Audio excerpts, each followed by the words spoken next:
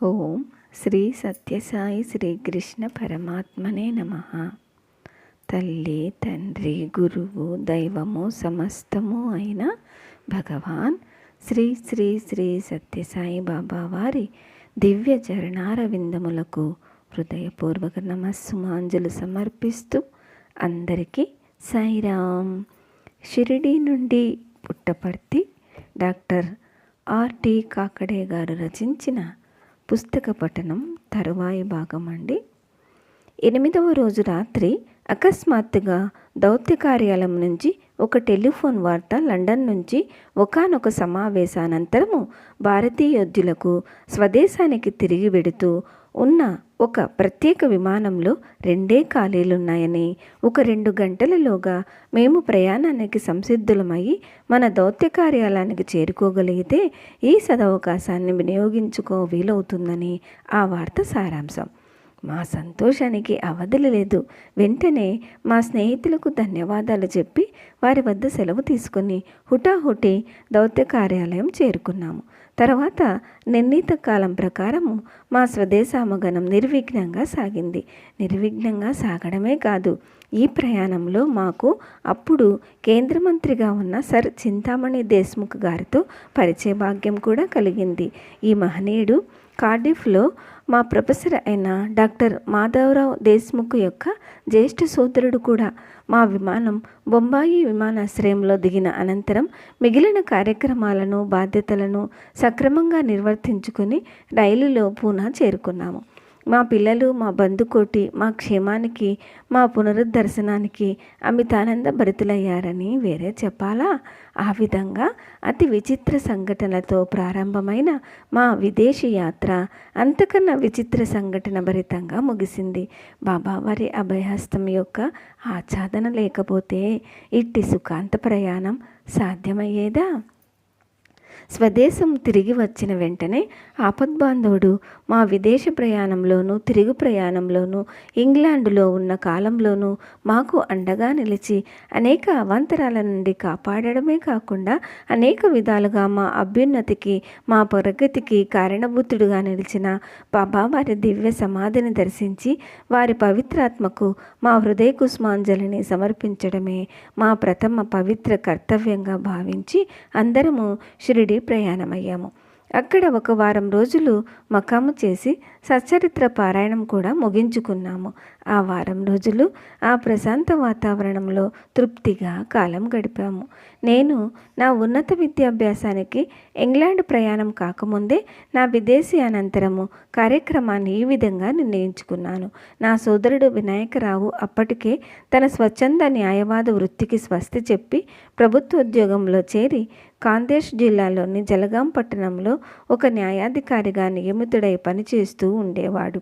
కానీ నేను స్వదేశానికి తిరిగి వచ్చేసరికి అతనిని షిరిడీకి సుమారు 20 మైళ్ళ దూరంలో ఉన్న రాహూరికి బదిలీ చేశారు. అతను జలగాంలో ఉన్న కారణంగాను, అది ఒక జిల్లా కేంద్రమైన పట్టణం కావడం కారణంగాను నేను అక్కడే నా వైద్య వృత్తిని ఆరంభించడం నాకు అనుకూలమని ఎంచుకున్నాను. వీలైతే అక్కడే ఒక క్షయరోగ చికిత్సా కేంద్రాన్ని కూడా ఏర్పాటు చేయాలని నా ఆకాంక్ష. అందుకు ప్రాతిపదికగా నేను రాహూరిలో నా సోదరునితో సంప్రదించి అతని వద్ద నుంచి జలగాంలోని ప్రముఖులకు కొన్ని పరిచయ పత్రాలను తీసుకొని అక్కడి పరిస్థితులను, అనుకూల ప్రతికూలాలను అంచనా వేయాలని నా ఉద్దేశం. రాహూరి ప్రయాణమై వెళ్ళాను. తీరా నేను ఆ స్థలాన్ని చేరుకునేసరికి నా సోదరుడు సకుటుంబంగాను ఇంకా కొందరు స్నేహితులతోనూ అజంతా, ఎల్లోరా గుహాలకు విహారయాత్రంగా బయలుదేరడానికి సన్నాహం అవుతున్నారు.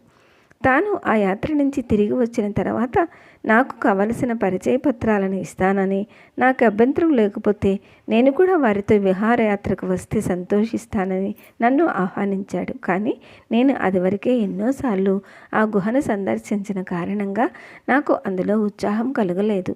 అందుకు బదులు ఆ 3-4 రోజులు అక్కడికి చేరువలో ఉన్న షిరిడీకి వెళ్ళడం నా మనస్సుకు ఉచితంగా తోచి ఆ విధంగా షిరిడీ చేరుకున్నాను. ఉదయం హారతి సమయానికి మందిరం చేరుకొని హారతిని దర్శించి కొంత సమయం ఆ మందిరంలో బాబావారి సమాధి సన్నిధిని గడిపాను. ఆనాడు జనవరి 25వ తేదీ ఆదివారం ఇప్పటికీ బాగా జ్ఞాపకం. సాయంత్రం 5:30 సమయాన లేండిబాగులో ఒక సిమెంటు బల్ల మీద కూర్చొని సూర్యాస్తమయ దృశ్యాన్ని ప్రశాంతంగా తిలకిస్తున్నాను. ఒక 10 నిమిషాలు అలా కూర్చున్నానో లేదో అమాంతంగా ఎవరో ఒక అపరిచిత వ్యక్తి నా వద్దకు తిన్నగా వచ్చి బాబా వారి చిత్రపటాన్ని నా చేతుల్లో ఉంచి, బాబు నువ్వు హైదరాబాద్ వెళ్తున్నావు అని చెప్పి గిరుక్కున తిరిగి వెళ్ళిపోయాడు. కొద్ది దూరం వెళ్ళాడో లేదో తిరిగి వచ్చి, అంత దురుసుగాను వేరే ఆలోచనలేమీ పెట్టుకోవద్దు, హైదరాబాద్ వెళ్ళు అని చెప్పి అంత దురుసుగాను నిష్క్రమించాడు.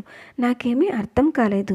ఈ విచిత్రానుభవాన్ని ఆకలింపు చేసుకునేలోగానే ఆ ఆగంతుకుడు రెండవసారి నా వద్దకు తిన్నగా వచ్చి నా శిరస్సుపై ఒక చెయ్యి వేసి రెండవ చేతితో నా భుజాన్ని పట్టుకుని ఊపుతూ అధికార స్వరంతో, అర్థమైందా, హైదరాబాదే వెళ్ళు, మరెక్కడికి కాదు అని ఆదేశించి తిరిగి వెళ్ళిపోయాడు. నాకు ఇదేమీ అర్థం కాలేదు. నిర్వీణున్నయ్యాను. తేరుకునేసరికి కొన్ని నిమిషాలు పట్టింది. అప్పుడు తోచింది, ఆ ఆగంతుకుడు ఎవరో ఈ విధంగా నన్ను ఆదేశించడంలో అర్థమేమిటో తెలుసుకొని ఉండవలసింది అని. కానీ సమయం మించిపోయింది. అప్పటికప్పుడే ఆ వ్యక్తి అదృశ్యమైపోయాడు. ఎక్కడా కనిపించలేదు. ఈ సంఘటన నన్ను కొద్దిగా కలవరపరిచింది. ఇంతవరకు నా మనస్సు, నా ఆలోచనలు జలగంతో ముడిపడి ఉన్నాయి. అక్కడే నా వైద్య వృత్తిని ప్రారంభించాలని నిర్ణయించుకొని ఆ ప్రయత్నంలోనే నేను ఈ ప్రయాణం తలపెట్టాను. కానీ అనుకోని విధంగా షిరిడీ రావడం, ఈ కొత్త సందేహాన్ని బాబాయే తీర్చాలి, ఈ ఉద్దేశంతో మందిరాన్ని చేరుకున్నాను. సాయంకాల హారతి సమాప్తి అయిన భక్తులందరూ మందిరాన్ని వదిలి వెళ్ళిపోయారు. బాబాని తలుచుకొని 3 చీటీలు తీసుకొని, ఒక దాని మీద హైదరాబాదు, రెండవ దాని మీద జలగం, మూడవ దాని మీద మరే స్థలమైనా సరే అని వ్రాసి వాటిని మడతపెట్టి బాబా పాదాల వద్ద ఉంచి వారి నిర్ణయాన్ని తెలుపవలసిందిగా మనసారా వేడుకున్నాను. తర్వాత అక్కడ ఆడుకుంటూ ఉన్న బాలుని పిలిచి ఏదో ఒక చీటీని ఎత్తమన్నాను. ఆ బాలుడు ఎత్తిన చీటీని తెరిచి చూశాను. అందుమీద హైదరాబాదు అని ఉంది. అప్పటికీ నా సమానం కాలేదు. ఈ విధంగా మరి 3 చోట్ల ఈ విధంగానే చీటీలు వేసి ప్రతిసారి వేరువేరు బాలుల చేత ఎత్తించాను. చిత్రం, అన్నిసార్లు కూడా హైదరాబాదు అనే చీటీయే వచ్చింది. నా సందేహం పూర్తిగా నివృత్తి అయిపోయింది. ఇది నిస్సందేహంగా బాబావారి ఆదేశమే, అవశ్యం అనుసరణీయం అని నిశ్చయం చేసుకుని ఇక రాహురి వెళ్ళడం అనవసరం కాబట్టి తిన్నగా పూనా చేరుకున్నాను. నా నిశ్చయాన్ని నా భార్యకు, మిగిలిన బంధువులకు తెలిపినప్పుడు వారి ఆశ్చర్యానికి అంతులేదు. ఈ నిర్ణయం అనుసరణీయమా, ఉచితమా అని వారి సందేహం. కానీ నా మనస్సులో ఏ సందేహానికి తావులేదు. ఇది బాబా వారి నిర్ణయం, నాది కాదు. ఆ కారణంగా ఇది అవశ్యం, అనుసరణీయం, అనుల్లంఘనీయం. అది వరకు నేనెప్పుడు హైదరాబాదు సందర్శించలేదు. అక్కడ మాకు పరిచయం ఉన్న వారెవరూ లేదు. భాష వేరు, సమాజం వేరు, సంస్కారం వేరు. పూనా నుంచి హైదరాబాద్ ఎలా చేరుకోవాలో కూడా తెలియదు. ఈ విషయాలన్నీ ఇక తెలుసుకునే ప్రయత్నం చేయాలి. అన్నింటికీ ఆ బాబాయే ఉన్నారని, ఆయన ఆదేశం మీదనే ఈ నిర్ణయం జరిగింది. ఈ నూతన ప్రయత్నంలో ఆయనే నాకు మార్గదర్శిగా ఉంటారు, సందేహం లేదు అనే ధైర్యంతో ఆ ప్రయత్నంలో నిమగ్నుని అయ్యాను. నా వైద్య వృత్తిని ఎక్కడ ప్రారంభించడం అనే విషయాన్ని బాబాయే నిర్ణయించారు. కాబట్టి ఇక హైదరాబాదు ప్రయాణాన్ని గురించి ఆలోచించటం మొదలుపెట్టాను. నేను ఇదివరకు ఎన్నడూ హైదరాబాదు పట్టణం వెళ్ళి ఉండలేదు. పూనా నుండి హైదరాబాద్ ఎలా చేరుకోవాలో కూడా నాకు తెలియదు. ఈ విషయాలన్నీ తెలుసుకునే నిమిత్తం నేను ఆ మరునాడే పూనా రైల్వే స్టేషన్కు వెళ్ళాను. అక్కడ తెలిసిన విషయాలు ఇవి. ఆ రోజులలో బొంబాయి నుండి మద్రాసు పోయే మద్రాసు ఎక్స్ప్రెస్ బండికి హైదరాబాద్ పోయే ఒక బోగీని తగిలించారు. ఆ రైలు బండి ఈ పెట్టెను వాడి స్టేషన్ వద్ద విడదీసి అక్కడి నుండి హైదరాబాద్ పోయే ప్యాసింజర్ బండికి తగిలించేవారు. ఈ వాడి హైదరాబాదు రైలు నిజాం స్టేట్ రైల్వేలోనే ఆ దినంలోనే నడపబడేది. అప్పటికింకా హైదరాబాదు రాష్ట్రం నిజాం ప్రభుత్వంలో భాగంగా ఉండేది. మద్రాస్ ఎక్స్ప్రెస్ పూనా సాయంత్రం 6 గంటలకు చేరుకుంటుంది. ఆ బండిలోని హైదరాబాద్ పెట్టెలో నేను స్థలం సంపాదించాలి. ముందుగానే స్థలం రిజర్వ్ చేసుకునే సదుపాయం 3వ ఇంటర్ తరగతులకే లేదు. కాబట్టి ఆ మరునాడు నేను రైలు వచ్చే సమయానికి ముందుగానే స్టేషన్ చేరుకున్నాను. కొంచెం సేపటికి రైలు రానే వచ్చింది. కానీ ఆ హైదరాబాదు పెట్టెలో కాలు పెట్టడానికి కూడా సందులేనంతమంది జనం కిక్కిరిసి ఉన్నారు. బెడ్లోకి ప్రవేశించడమే కష్టం అనిపించింది. నేను ఈ ప్రయత్నంలో ఉండగా ఎక్కడి నుంచో నా పేరు పిలుస్తూ ఒక కేక వినిపించింది. ఆశ్చర్యంతో ఆ వంకకు చుద్దును. ఎవరో ఒక అపరిచిత వ్యక్తి పెట్టెలోంచి ఆ జనాన్ని పక్కకు ఒత్తిగిస్తూ, రండి డాక్టర్, రండి, లోపలికి రండి అని సాదరంగా ఆహ్వానించాడు. అతి కష్టం మీద నేను లోపలికి ప్రవేశించాక అది వరకే పరిచి ఉన్న తన పక్క మీద నన్ను కూర్చుండచేశాడు. సంతోష సంభ్రమాలు నన్ను ముంచుకురాగా ఆయన్ను ప్రశ్నించాను. ఆయన ఎవరని, నన్ను ఎక్కడ ఎరుగుదువని, నన్ను డాక్టర్గా ఎలా గుర్తుపట్టారని ఎన్నో ప్రశ్నలు వేశాను. అప్పటికి అన్నిటికీ సమాధానం ఆయన ఇచ్చినది ఒక చిరునవ్వు మాత్రమే. ఆ తర్వాత మేము దౌండి స్టేషన్కు చేరుకునేదాకా ఏవో పిచ్చాపాటి కబుర్లతో కాలక్షేపం చేశాము. అప్పుడు ఆ పెద్ద మనిషి తాను తెచ్చిన టిఫిన్ కెరియర్ తెరిచి నన్ను భోజనానికి ఆహ్వానించాడు. నేను కొంచెం సందేహించడం గమనించి, సందేహించకండి డాక్టర్, నా కెరియర్లో నేను ఇద్దరికి సరిపడా భోజనం తెచ్చాను, రండి అని ఎంతో ఆప్యాయతతో నన్ను భోజనానికి పిలిచాడు. కాదనడానికి మనసు రాలేదు. మా రైలు కురద్వాడి స్టేషన్ చేరుకునేటప్పటికి సుమారు 10:30 అయింది. తాను కొంచెం జరిగి కూర్చొని, డాక్టర్, మీరు కొంచెం విశ్రమించండి, చూస్తే అలసినట్టున్నారు, ఈ పడక మీద నడుం వాల్చండి, నేను ఇంతకుముందు చాలాసేపు పడుకున్నాను, బిడిగి పడకండి, పర్వాలేదు అని ఎంతో ప్రేమతో పడక చూపించాడు. నాకు అప్పటికే నిద్ర ముంచుకు వస్తున్నందువల్ల మాట వరుసకైనా కాదనకుండా ఆ పడక మీద శయ్యాగతుడనై వెంటనే నిద్రలోకి జారుకున్నాను. నాకు మెలకువ వచ్చేసరికి మేము అప్పుడే వాడి హైదరాబాద్ మార్గంలో ప్రయాణం చేస్తున్నాము. సమయం 8 గంటలైంది. మా పెట్టెలో ప్రయాణికులు అంతకుముందే చాలా వరకు దిగిపోయారు. అంతకంటే ఆశ్చర్యకరమైన సంగతి ఏమిటంటే, ఆ వెనుకటి రాత్రి నాకు ఆతిథ్యం ఇచ్చిన వ్యక్తి కూడా లేడు. నా కింద అతని పడక కూడా లేదు. నా ఆశ్చర్యానికి అంతులేదు. ఆ పెద్ద మనిషి దారిలో నేను నిద్రలో ఉన్న సమయంలో దిగిపోయి ఉండవచ్చుగాక, కానీ నేను పడుకొని ఉన్న పడకను తీస్తూ ఉన్నప్పుడైనా నాకు మెలకువ రాలేదా? అంత ముద్ర నిద్రపోయానా? ఇది సంభవమా? విచిత్రంగా ఉందే. నా ఈ ప్రశ్నలకు జవాబు నా తోటి ప్రయాణికుల నుండి కూడా లభ్యం కాలేదు. ఇలా నేను ఆశ్చర్యంబాదులో మునిగి తేలుతూ ఉండగానే హైదరాబాద్ స్టేషన్ రానే వచ్చింది. అప్పుడు సమయం ఉదయం 10:30. హైదరాబాద్ నగరం పూర్తిగా నాకు అపరిచితమని ఇదివరకే చెప్పాను కదా. అందుచేత రైలు దిగి ఆ ఎదురుగానే ఉన్న రాయల్ హోటల్కు వెళ్ళి ఒక గది బాడుగకు తీసుకొని నా సామానుతో ఆ గదిలో ప్రవేశించాను. భోజనాదులు ముగించుకొని కొంతసేపు విశ్రమించి సుమారు 4 గంటల ప్రాంతంలో గది తాళం వేసి కొంచెం ఆ ప్రాంతాన్ని పరిచయం చేసుకోవడం కోసం రోడ్డు మీదకి వచ్చాను. అంతా కొత్త చోటు, కొత్త వాతావరణం, భాష కూడా కొత్త. ఇట్టి అయోమయ పరిస్థితుల్లో నేను ఆ రోడ్డు గుండా నడుస్తూ ఉండగా ఎవరో వెనక నుండి వచ్చి నా భుజంపై చెయ్యి వేసి, హలో డాక్టర్ కాకడే, నువ్వు డాక్టర్ రామ్ కదూ అని అతి చనువుగా అనేటప్పటికీ నివ్వెరపోయాను. అవునులే, నువ్వు నన్ను గుర్తుపట్టలేవు, అందులో ఆశ్చర్యం లేదు. నువ్వు అప్పుడు చాలా చిన్నవాడివి, చాలా సంవత్సరాల కిందటి మాట. నా పేరు అఫ్జల్ ఫుర్కర్. నేను మీ అన్నయ్య చాలా స్నేహితులం. అవును, నువ్వు ఉన్నత వైద్య విద్య కోసం విదేశాలకు వెళ్ళావని విన్నాను.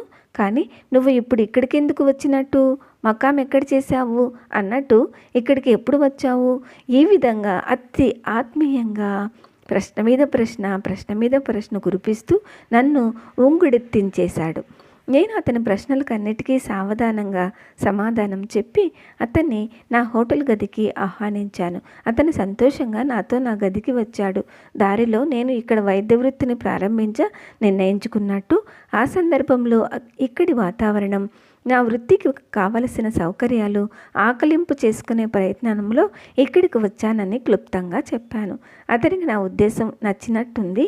వెంటనే, అదేమిటి, నేను ఈ పట్టణంలో ఉండగా నువ్వు హోటల్లో ఉండటమేమిటి, నాతో ఉందుగాని రా అని సాదరంగా ఆహ్వానించి వెంటనే తన కారులో నన్ను, నా సామానును అస్మత్గంజ్లో ఉన్న తన నివాస స్థానానికి చేర్చాడు. ఇది ఎన్నడూ నేను ఊహించని సంఘటన. ఆ తర్వాత 2-3 రోజులు అతని సాహచర్యంలో హైదరాబాదు మహానగర పరిచయం చేసుకుంటూ అతనితో నా ఉద్దేశాలు, నా ప్రణాళికలు అన్ని వివరంగా చర్చించాను. అన్నీ శ్రద్ధగా విని చాలా సంతోషించి నా ఈ ఉద్యమంలో తనకు చేతనైనంత సహాయం తాను తప్పకుండా చేస్తానని బాసట ఇచ్చాడు. ఆ సందర్భంలో ఒక సలహాను కూడా ఇచ్చాడు. ఆ కాలంలో నిజాం ప్రభుత్వ వైద్య ఆరోగ్య విషయాల మంత్రిగా ఉంటూ ఉన్న పూర్చంద్ గాంధీ ప్రపంచ ఆరోగ్య సంస్థ ఆర్థిక సహాయంతో సలహా సంప్రదింపులతో నిజాం రాష్ట్రంలో క్షయరోగ చికిత్సా కార్యక్రమాలను ఇంకా ముమ్మరం చేయాలని దృఢ సంకల్పంతో ఉన్నాడని, నా విదేశ అనుభవాన్ని ఉత్తమ శిక్షణను ఆధారంగా చేసుకొని ఈ ఉద్యమంలో నేను సముచిత పాత్రను వహించడానికి అవకాశం ఉందని, అందుచేత సాధ్యమైనంత త్వరలో నేను ఆ మంత్రిని కలుసుకోవడం వాంఛనీయమని కూడా నాకు సలహా ఇచ్చాడు. ఓం శ్రీ సాయిరామ్. తర్వాయి భాగం వచ్చే వారం విందామండి. జై బోలో భగవాన్ శ్రీ సత్య సాయి బాబాజీకి జై. సమస్త లోకా సుఖినో భవంతు. ఓం శాంతి శాంతి శాంతి. అందరికీ సాయిరామ్.